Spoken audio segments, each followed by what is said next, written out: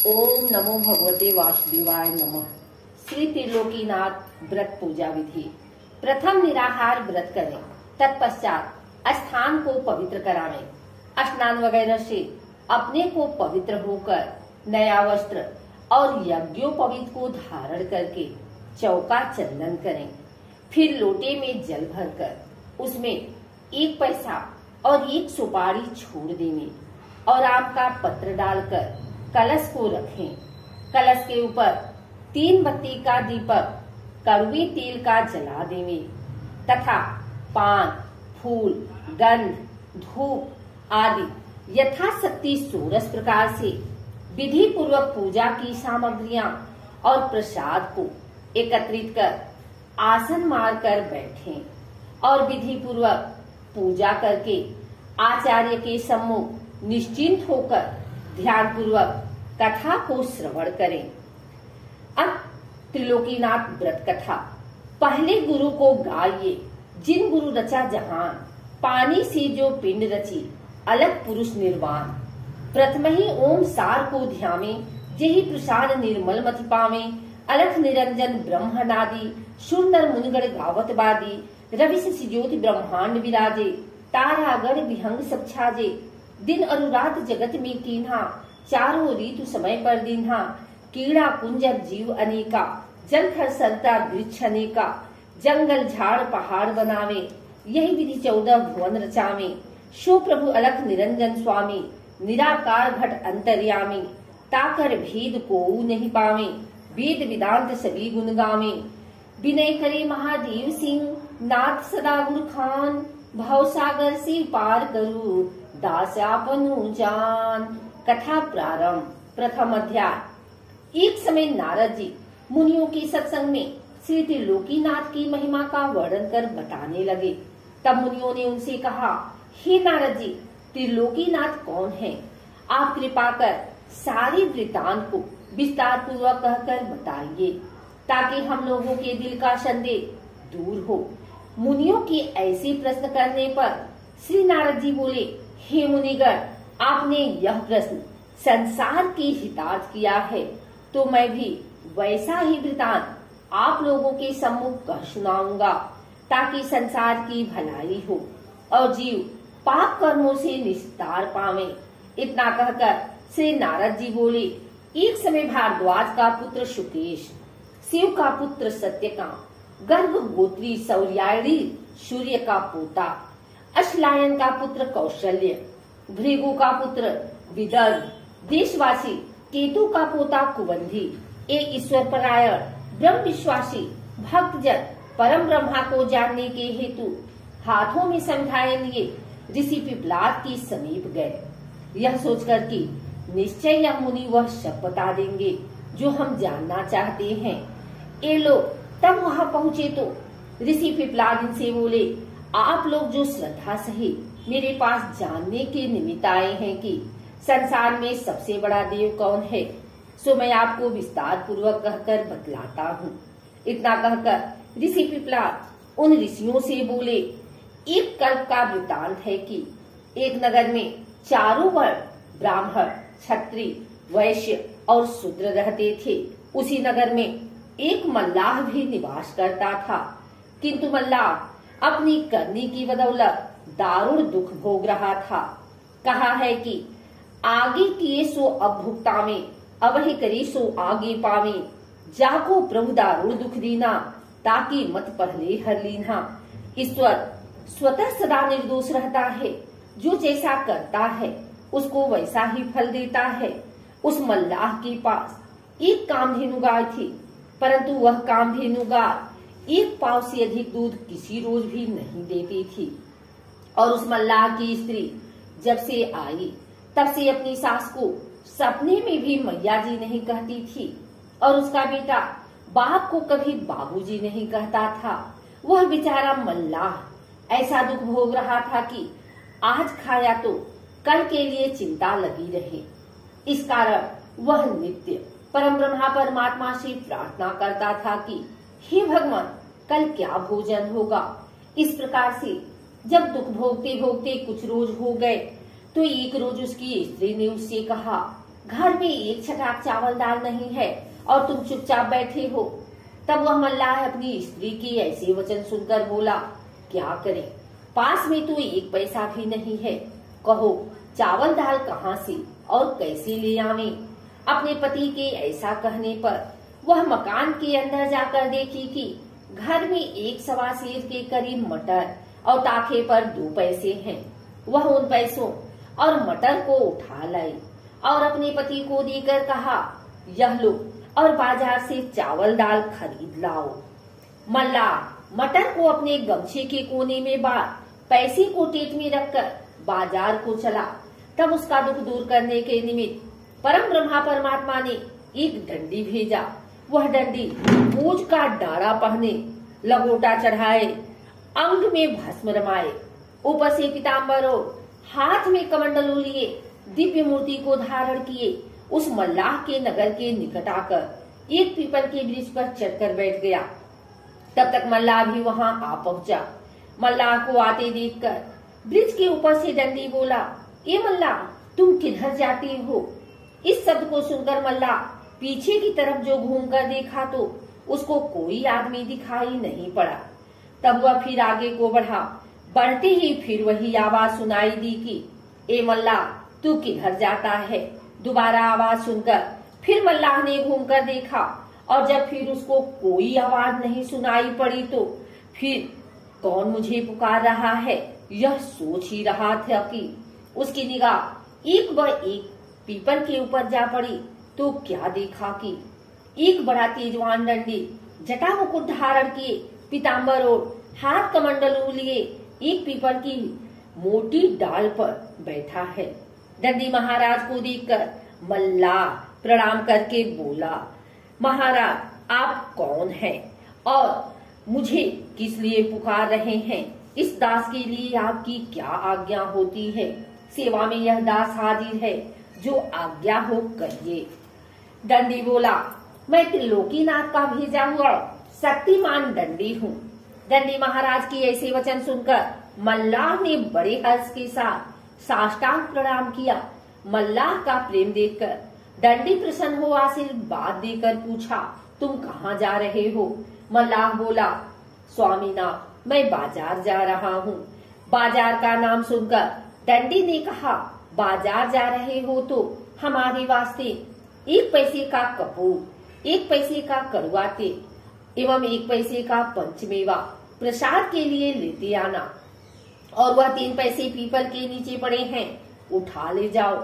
मल्लाह ने पीपल के नीचे पड़े हुए 3 पैसे उठा लिए और टेट में रखकर डंडी से बोला, महाराज तेल किसमें ले आऊंगा। डंडी ने कहा, अपने गमछा में बांध कर ले आना। गमछे का नाम सुनकर मल्लाह सकोच कर बोला, महाराज गमछे में तेल किस प्रकार आएगा। तब डंडी ने हंसकर कहा, तुम त्रिलोकीनाथ का नाम लेकर गमछे में बांध लेना, उनकी महिमा से चला आवेगा। डंडी के वचन मानकर मल्लाह वहां से चला और बाजार में आ पहुंचा तो अपने मन में विचार कर पहले डंडी महाराज के सामान को खरीदने लगा। बनिया की दुकान पर जाकर मल्लाह ने कहा कि भाई 1 पैसे का कपूर दो। बनिया ने 1 पैसे का कपूर दे दिया। कपूर को लेकर मल्लाह ने अपने टेक से पैसा निकालकर बनिया को दिया और तेली की दुकान पर जाकर तेली से कहा, 1 पैसे का कड़वा तेल दे दो। वह तेली बोला, तेल किसमें लोगे, जाकर एक पात्र तो मोल लाओ तब तेल ले जाना। मल्लाह ने कहा, हमारे पास 3 पैसा अधिक है और एक पैसे का 3 सौदा खरीदना है। पात्र कहाँ से लाऊं, तुम मेरे गमछे में दे दो। तब तेली हंसकर कहा, यह कैसा बेवकूफ है, कहीं तेल घी गमछा में जाता है। मल्लाह ने कहा, तुम तेल दो, मेरे त्रिलोकीनाथ की महिमा होगी तो तेल गमछा में ही चला जाएगा। यह सुनकर तेली अपने मन में कहने लगा कि देखे तो इसके त्रिलोकीनाथ जी की कैसी महिमा है और गमछा में तेल लेकर कैसे जाता है। इतना कहकर तेली ने 1 पैसे का तेल नाप कर दे दिया। मल्लाह ने जब गमछे में तेल ले लिया तो जैसे पुरैन के पत्ते पर जल ठहर जाता है, उसी तरह गमछे में तेल त्रिलोकीनाथ जी की महिमा से ठहर गया। तब तेली देखकर आश्चर्यचकित हो गया। तब मल्लाह पैसा देकर पंचमेवे की दुकान पर जा पहुंचा और तेली वहां सोच सकोच में पड़ा ही रहा। इधर मल्लाह पंचमेवे की दुकान पर जाकर कहा, भाई 1 पैसे का पंचमेवा तो दे दो। मेवा वाले ने 1 पैसे का पंचमेवा दे दिया। मेवा को ले मल्लाह कपड़े में बांध टेट से 1 पैसा निकालकर पंचमेवे वाले को दे दिया तो देखता है कि तीनों पैसे मेरे पास मौजूद ही हैं। तब तो मल्लाह बड़ा आश्चर्यचकित हो, फिर अपने मन में कहने लगा कि यह सब वही डंडी महाराज की माया है। अब जान पड़ता है कि 3 पैसे कभी कम नहीं होने वाले हैं। ऐसा अपने मन में विचार कर मल्लाह बड़े आनंद से 1-1 पैसा करके अपनी इच्छा अनुसार फल, फूल, गंध, धूप इत्यादि वस्तु भी खरीद एक बड़ी सी पोटली बांध लिया। तत्पश्चात अपना चावल, दाल वगैरह सब सौदा खरीद कर बाजार से चल पड़ा। फिर भी मल्लाह के पास 3 पैसे के 3 पैसे मौजूद थे। बाजार से सौदा लेकर मल्लाह उसी पीपल के पास आ पहुंचा जहाँ की वह डंडी बैठा था। सौदा लेकर आने पर डंडी ने मल्लाह से कहा, हमारे वास्ते तुम जो जो वस्तु लाए हो वह सब अलग अलग करके यहाँ रख दो और अपने वास्ते जो लाए हो वह अपने घर ले जाओ। मल्लाह डंडी की आज्ञा अनुसार सब सौदा खोजकर अलग अलग रखकर बोला, महाराज तेल कहाँ रखें? डंडी ने कहा, देखो वह पीपल में खोखला है, उसी खोखले को साफ करके तेल उसमें रख दो। मल्लाह खोखले को साफ कर उसमें तेल रखकर बोला, महाराज आपके 3 पैसे तो हमारे पास ज्यों के त्यों मौजूद ही हैं। यह सुन डंडी ने हंसकर कहा, तुम जहाँ से पैसा उठा कर ले गए हो वहीं उन पैसों को रख दो। मल्लाह के उसी जगह उन 3 पैसों के रख देने पर डंडी ने मल्लाह से कहा, अब तुम अपना सौदा लेकर जाओ और कल सवेरे ही अपने बंधुओं को निमंत्रण देकर कहना कि अमुक पीपल के नीचे मैं त्रिलोकीनाथ का पूजन व्रत कथा को सुनूंगा। अतः सब सज्जनों को निमंत्रण देता हूँ कि अपने बंधुओं सहित पधार कर सम्मिलित होवें। ऐसा कहकर डंडी ने फिर कहा, ए मल्लाह, देखो जिस आचार्य के मुख से त्रिलोकीनाथ की व्रत कथा श्रवण करना, उस आचार्य को आदर सत्कार के साथ भोजन करा के यथाशक्ति जो हो सके दक्षिणा देकर विदा करना। आचार्य को दान नहीं देने से कोई यज्ञ क्यों न हो, वह यज्ञ निरर्थक हो जाता है। जैसे मजदूर को बुलाकर काम करावे और मजदूरी न दे तो वह अधर्म समझा जाता है। त्रिलोकीनाथ की कथा सुनकर अपने बंधुओं सहित प्रेम से प्रसाद को भक्षण करना चाहिए। जो कोई मनुष्य त्रिलोकीनाथ के प्रसाद को पाने में संकोच करता है, उसके ऊपर निश्चित जानो कि त्रिलोकीनाथ का कोप होता है।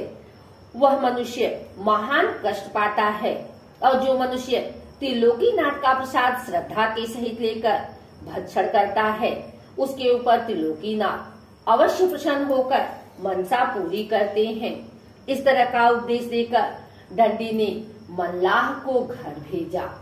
द्वितीय अध्याय प्रारंभ। जब मल्लाह डंडी के यहाँ से चला और अपने नगर के निकट आया तो उसका लड़का उसको आते देख बाबूजी बाबूजी कहते हुए उसके पास आकर मिठाई मांगने लगा। लड़के को बाबूजी कहते हुए सुनकर मल्लाह अपने दिल में खुश होकर कहने लगा कि आज तक तो कभी भी मेरा लड़का मुझे बाबूजी नहीं कहा। आज क्या बात है कि बड़े प्रेम के साथ बाबूजी कहते हुए मेरे पास दौड़ा आया। लड़के की बात पर मल्लाह चकित हो प्रेम के सहित लड़के को ले घर चला। उसकी स्त्री ने जब देखा कि मेरा पति एक बड़ा सा गट्ठर लिए आ रहा है तो दौड़ती हुई अपने सासू के पास जा कहने लगी, मैया जी आज न जाने कहाँ से स्वामी ना एक बड़ी भारी गठरी लिए आ रहे हैं। यह सुनकर उसकी सास बहुत आश्चर्यचकित हो कहने लगी कि आज तक तो सिखलाने पर भी बहू कभी मैया जी मुझे नहीं कहती थी, परंतु आज क्या बात है कि मैया जी कह रही है। बहू की बात पर वह विचार कर ही रही थी कि इतने में मल्लाह अपने लड़के सहित गट्ठर लिए मकान में आ पहुंचा। गट्ठर को देख उसकी माता बोली, बेटा तुम यह गट्ठर कहाँ से उठा लाए हो? क्या कहीं से चोरी तो नहीं कर लाए हो? माता की ऐसी बात सुनकर मल्लाह ने सारा हाल कह सुनाया। तब तो उसकी माता और स्त्री बहुत खुश हुई और भोजन बना, सब प्राणी खा पी कर सो रहे। जब सवेरा हुआ तो उसकी माता, स्त्री और पुत्र तीनों उस पीपल के पास गए, जाकर डंडी को प्रणाम किया।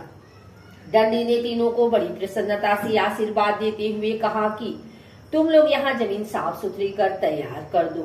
तब ये तीनों डंडी के कहने के मुताबिक वहाँ की जमीन साफ करने लगे। इधर मल्लाह अपने बंधु बांधवों तथा नगर के सब लोगों को कथा सुनने के निमित्त निमंत्रण देकर पीपल के पास जा पहुँचा। जब निमंत्रण देकर मल्लाह चला गया तो किसी आदमी ने एक पंडित से पूछा, महाराज, त्रिलोकीनाथ नाम के कौन देवता हैं? तब पंडित जी बोले, 3 लोक 14 भुवन के मालिक त्रिलोकीनाथ हैं। यह सुनकर सभी लोग श्रद्धा के सहित त्रिलोकीनाथ की कथा सुनने के निमित्त उस पीपल के पास आ बैठे। तब डंडी ने मल्लाह से कहा, तुम जल्दी से स्नान करके प्रसाद को स्वच्छ मनिया करो। डंडी के कथनानुसार मल्लाह स्नान वगैरह सब विधि से पवित्र होकर प्रसाद को विधि पूर्वक स्वच्छ किया।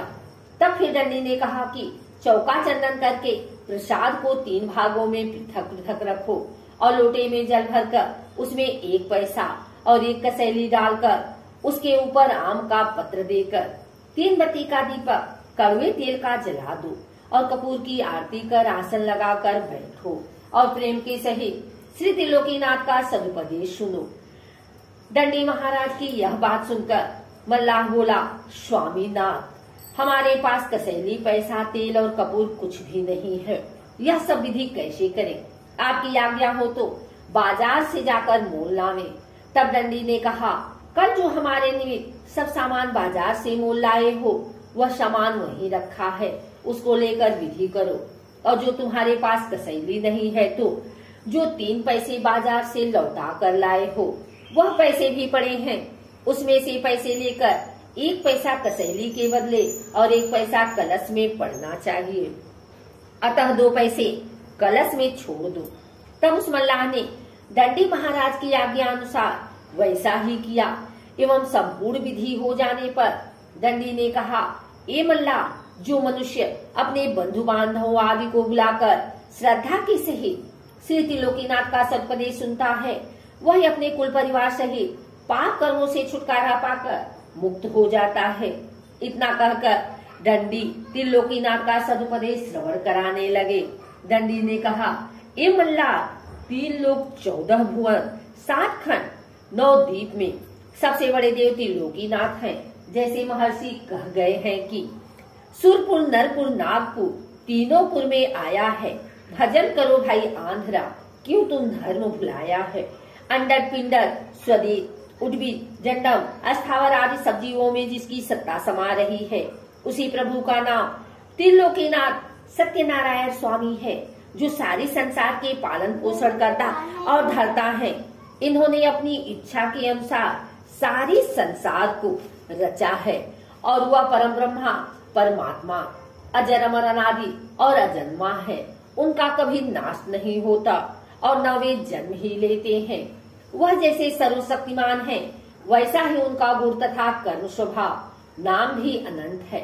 जब संसार में घोर पाप होने लगता है, तब वह भूमि का भार और दुख हरने के निमित्त अपनी प्रचंड शक्ति को देकर एक पुरुष भेज देता है। वही पुरुष संसार में आकर पापियों को मार भक्तों का उद्धार करता है। इतना कहकर फिर डंडी बोला कि जो पुरुष अपने माता पिता, गुरु और आचार्य का तथा जो स्त्री अपने सास ससुर और पति का अनादर करती है एवं जो मनुष्य जीवों पर दया नहीं करता, मांस, मछली, मदिरा भक्षण करता है, उनको निश्चय जानो कि त्रिलोकीनाथ दंड देते हैं। वही स्त्री पुरुष दुखी होकर संसार में कष्ट पाकर मारे मारे फिरते हैं और उनका अनादर के सिवा आदर कहीं भी नहीं होता। देखो त्रिलोकीनाथ की कैसी महिमा है।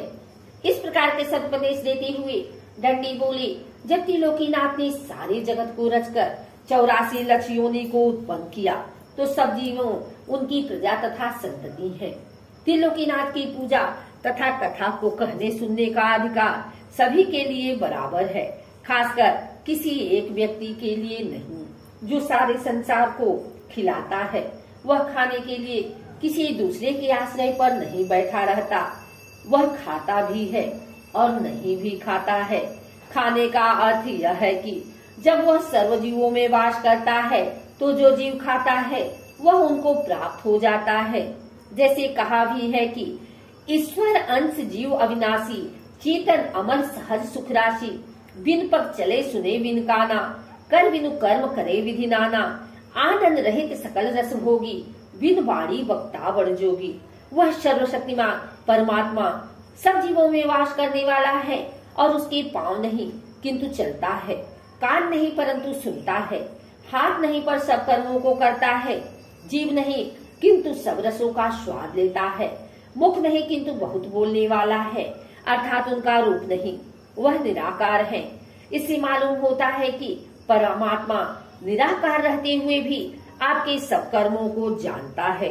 और परमात्मा के लिए प्रसाद पूजा पर नहीं रखा जाता, किंतु प्रसाद रखने का नियम इसलिए हुआ कि प्रसाद के लालच से लड़के से लेकर वृद्ध तक सब लोग आकर परमात्मा के सदुपदेश को सुनेंगे और प्रसाद पाकर प्रेम के सहित श्री त्रिलोकीनाथ का नाम लेते हुए घर जाएंगे और पाप कर्मों से बचकर त्रिलोकीनाथ की भक्ति में मन लगाएंगे। उपदेश के साथ दृष्टांत इसलिए देकर बतलाया कि लोग जाने कि त्रिलोकीनाथ ने किसको कैसे दंड और फल दिए। दृष्टांत को सुनकर कोई प्राणी पाप कर्मों की तरफ कभी नहीं जाएंगे और कर्मों का फल समझकर श्री त्रिलोकीनाथ की भक्ति में सदा लवलीन रहेंगे। इतना कहकर दंडी ने मल्लाह से कहा, अब विधि पूर्वक हवन करके आरती करो और प्रसाद सभी लोगों को बांट दो। हरी इच्छा। उसी समय में एक ब्राह्मण वहां जा पहुंचा। उस ब्राह्मण को देखकर लोगों ने बड़े आदर के साथ कहा, पंडित जी बैठ जाइए और त्रिलोकीनाथ का प्रसाद लेकर जाइए।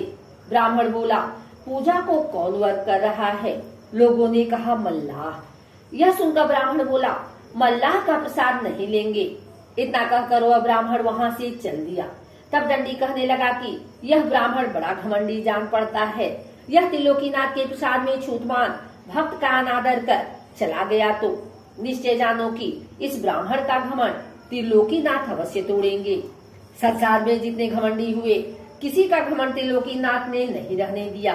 देखो कहा है, हरिजन जात छूत जिहि मानी, होई छछुंदर सो मलखानी। जो प्राणी श्री त्रिलोकीनाथ के भक्त में छूत लगाता है वह मलमूत्र को खाने वाला छछुंदर होता है। इतना कहकर दंडी बोले कि अब प्रसाद को लेकर लोगों को बांट दो और जो प्रसाद बचे सो उठाकर अपने घर ले जाओ। दंडी महाराज के कथनानुसार मल्लाह ने सबको प्रसाद बांट दिया।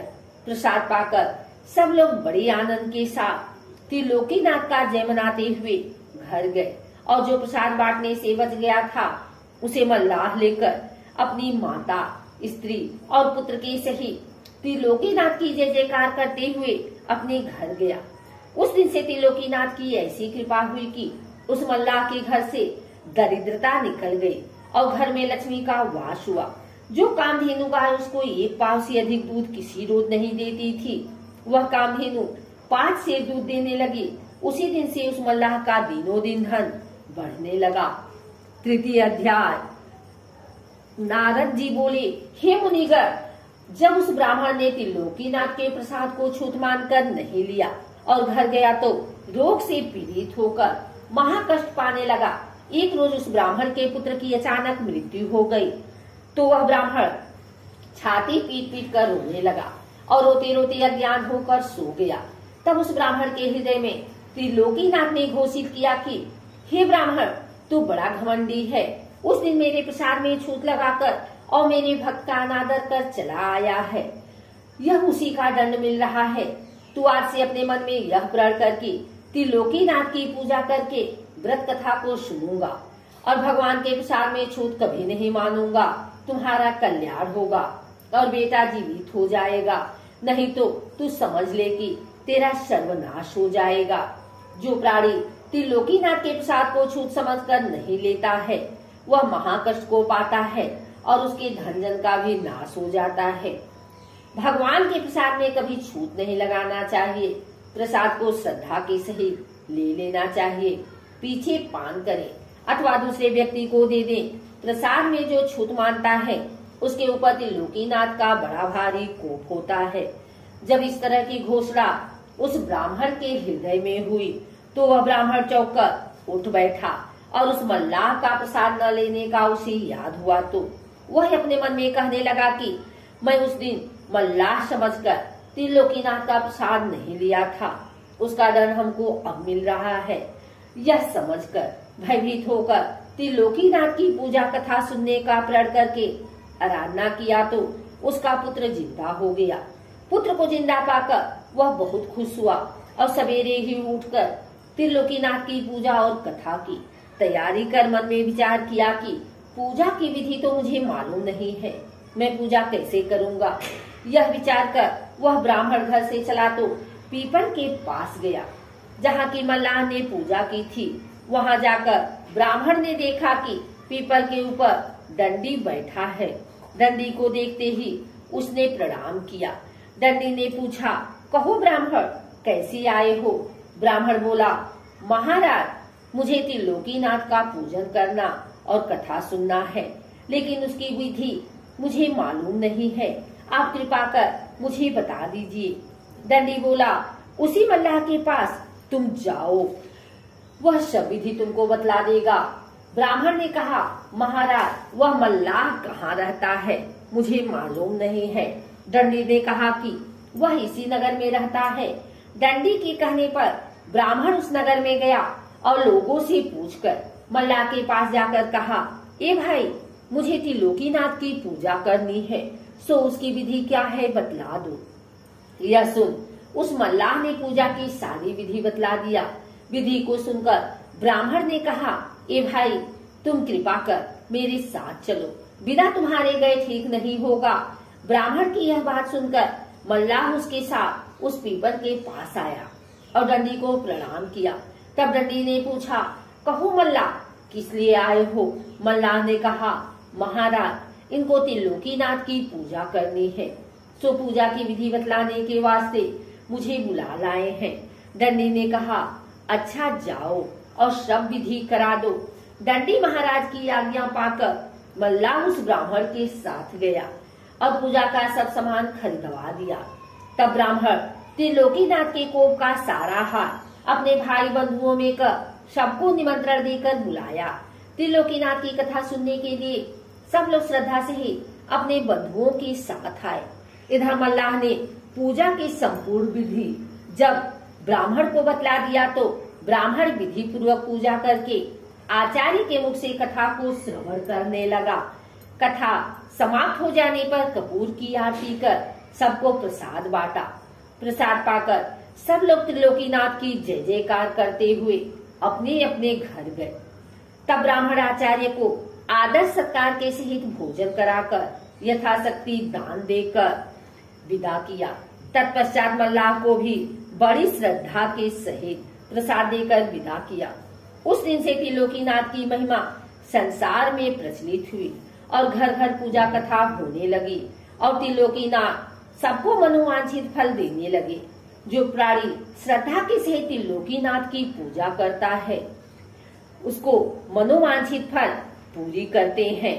हर तरह से त्रिलोकीनाथ की अद्भुत महिमा विस्तार पूर्वक नारद जी ने मुनियों से कह सुनाई। यह कथा सुनकर मुनिगण बड़े प्रसन्न हुए और अपने अपने धाम को चले गए और फिर नारद जी ब्रह्मलोक गए। आइए सुनते हैं त्रिलोकीनाथ की आरती। ओम जय जगदीश हरे, स्वामी जय जगदीश हरे। भक्त जनों के संकट, दास जनों के संकट क्षण में दूर करे। ओम जय जगदीश हरे।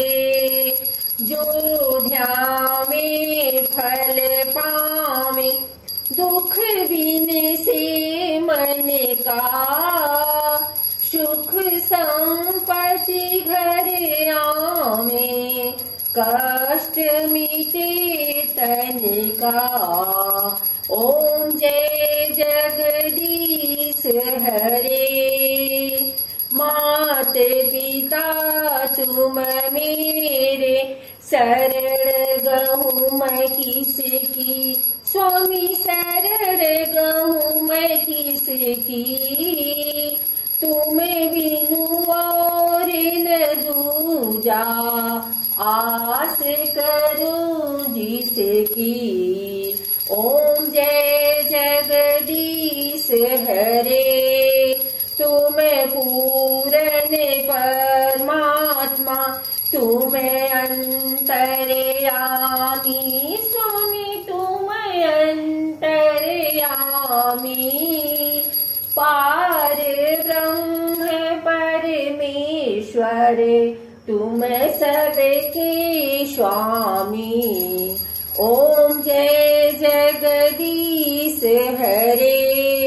तुम्हें करुणा के सागर, तुम्हें पालन करता। स्वामी तुम्हें पालन करता। मैं मूर्ख खल कामी, कृपा करो भरता। ओम जय जगदीश हरे। तुम हो एक अगोचर, सबके प्राणपति। स्वामी सबके प्राणपति। किस विधि मिलूं दया मैं, तुमको मैं कुमति। ओम जय जगदीश हरे। दीन बंधु दुख हरता, तुम रक्षक मेरे। स्वामी तुम रक्षक मेरे। करुणा हस्त उठाओ, द्वार पड़ा तेरे। ओम जय जगदीश हरे। विषय विकार मिटाओ, पाप हरो देवा। स्वामी पाप हरो देवा। श्रद्धा भक्ति बढ़ाओ, संतन की सेवा। ओम जय जगदीश हरे। श्री जगदीश जी की आरती, जो कोई नर गावे।